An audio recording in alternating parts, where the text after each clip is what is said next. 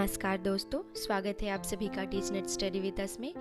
आज के इस वीडियो में एक ऐसे यथार्थवादी उपन्यास पर बात करेंगे जिसका नायक कोई व्यक्ति नहीं है बल्कि पूरा का पूरा अंचल विशेष ही इसका नायक है। जी हाँ, मैं मैला आंचल उपन्यास की बात कर रही हूँ जिसके रचनाकार है फणीश्वरनाथ रेणु।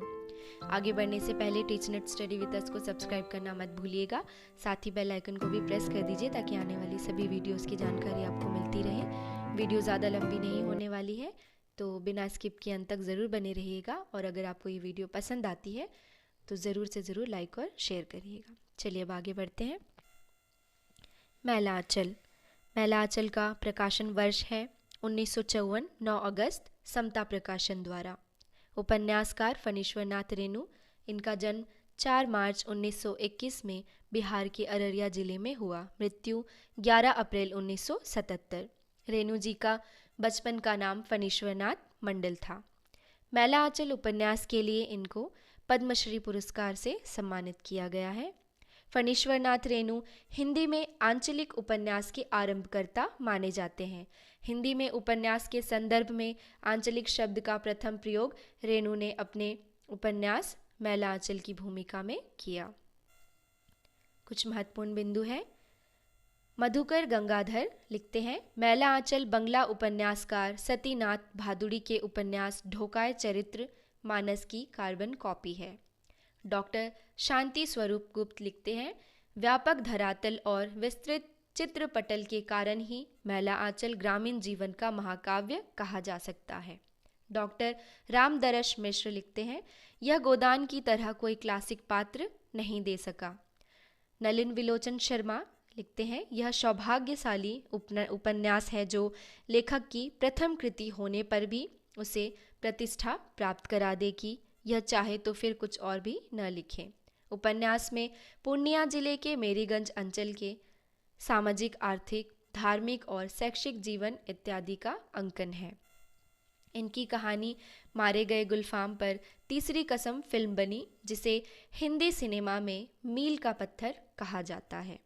रेणु जी को आज़ादी के बाद का प्रेमचंद की संज्ञा दी जाती है। प्रेमचंद के बाद माटी की खुशबू का लेखन रेणु ने ही किया। इनके अन्य उपन्यास हैं परती परिकथा 1957, दीर्घतपा 1964, जुलूस 1965, कितने चौराहे 1966, कलंक मुक्ति 1972, पलटू बाबू रोड 1979, राम रतन राय इनका अपूर्ण उपन्यास है। प्रमुख पात्र है डॉक्टर प्रशांत बनर्जी, कमली, विश्वनाथ प्रसाद, बालदेव, बावन दास, सेवादास, लक्ष्मी, रामदास, कालीचरण, राम खिलावन, मार्टिन, ज्योतिकी, पार्वती की माँ। और भी अन्य पात्र हैं इसमें।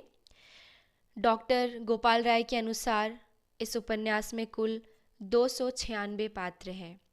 इनमें प्रमुख पात्र 7 और गौण पात्र 30 हैं। डॉक्टर प्रशांत कुमार बनर्जी मेरीगंज के मलेरिया सेंटर का डॉक्टर, मलेरिया कालाजार पर रिसर्च करने वाला, रोगियों के इलाज के साथ साथ भावनात्मक संबंध, कमली से प्रेम संबंध, गांव में देवता के रूप में पूज्य, कथाकार के सपनों और आदर्श का प्रतीक है। विश्वनाथ प्रसाद शैतान रूप, शोषक, मेरीगंज अंचल के पिछड़ेपन का प्रमुख कारक, दुष्ट, तिड़कमी, चालाक।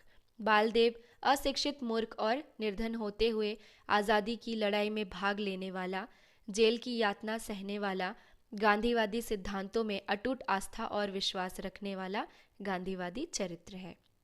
बावन दास बौना कुरूप पर देशभक्त, त्याग तपस्या का धनी, मानवीय मूल्यों में आस्था रखने वाला अविस्मरणीय पात्र है। कालीचरण होरी और बलचनमा की परंपरा की अगली कड़ी कालीचरण डॉक्टर गोपाल राय के शब्दों में मैला आंचल का सर्वाधिक सक्रिय एवं जीवंत चरित्र है। कमली प्रशांत की प्रेमिका, विश्वनाथ प्रसाद तहसीलदार की बेटी, अंधविश्वास की शिकार, डॉक्टर प्रशांत की पहली मरीज, अंततः प्रशांत से ब्याह।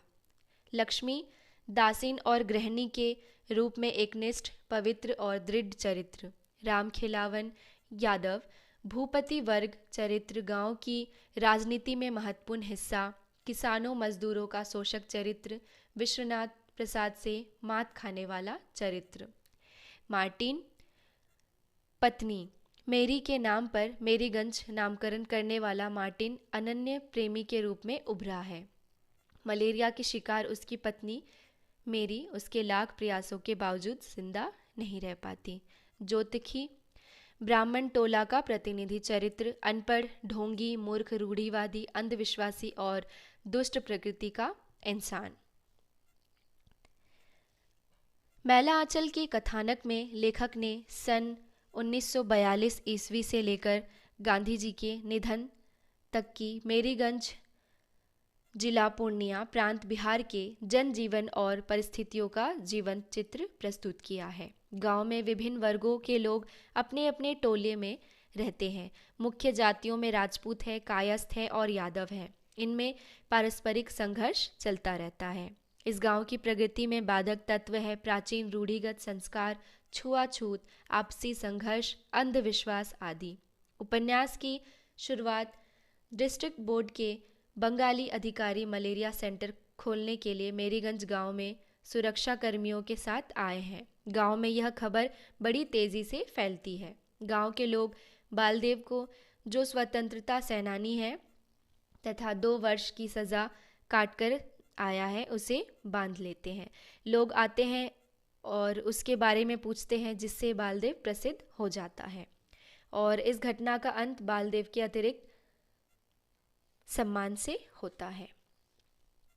मेरीगंज गांव का पहले कुछ और नाम था। 20वीं सदी के शुरुआत में ही नील की खेती के लिए अंग्रेज इस गांव में आए और जंगलों को काटकर साफ मैदान में तब्दील करा दिया।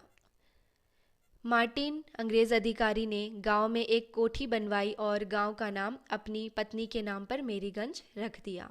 लेकिन उनकी पत्नी इस गांव में 1 सप्ताह भी नहीं रुक पाई और मलेरिया हो जाने के कारण उनकी मृत्यु हो गई।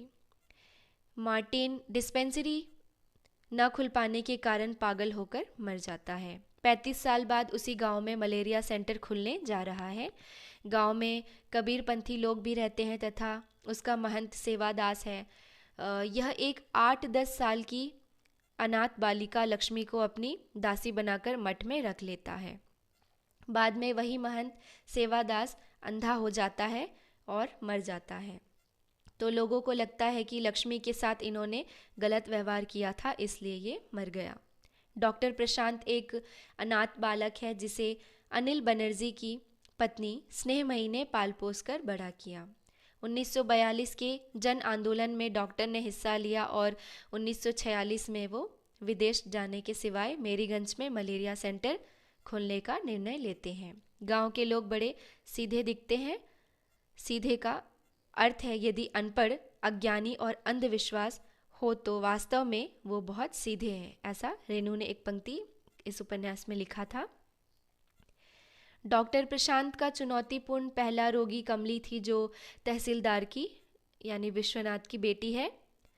एक युवा लड़की है, मानसिक रोगी है, जिसका अनेक कारणों से अभी तक विवाह नहीं हो पाया है। डॉक्टर प्रशांत इसका इलाज रेडियो के गीत से शुरू करता है, जिससे कमली खिलखिलाकर हंसने लगती है। दोनों में प्रेम प्रसंग होता है और कमला से शादी से पहले ही गर्भवती हो जाती है तथा बड़े परिवार से संबंध रखने के कारण यह घटना गांव में उतनी तेजी से नहीं फैलती जितनी तेजी से कालीचरण और मास्टरनी मंगला देवी के प्रेम संबंधों की फैलती है। रेणु ने स्त्री पुरुष संबंधों को अपने उपन्यास में प्रमुखता के साथ रखा है। इस संबंधों में महंत और लक्ष्मी संबंध, कुल्या और सहदेव संबंध, फुलिया एक विधवा बेटी है, लेकिन उसके माँ बाप उसी की कमाई से अपना घर चलाते हैं। फुलिया खुद भी कंडक्टर सहदेव से शादी करना चाहती है, लेकिन बाप के आगे कुछ बोल नहीं पाती। आगे बालदेव और लक्ष्मी के प्रेम संबंधों को भी दिखाया है। मैला आंचल एक यथार्थवादी उपन्यास है। उम्मीद करती हूँ आपको इस वीडियो से बहुत सहायता मिलेगी। टीचनेट से जुड़ने के लिए धन्यवाद। अगर आपने अभी तक हमारे चैनल को सब्सक्राइब नहीं किया है तो जल्दी से टीचनेट स्टडी विद अस को सब्सक्राइब कर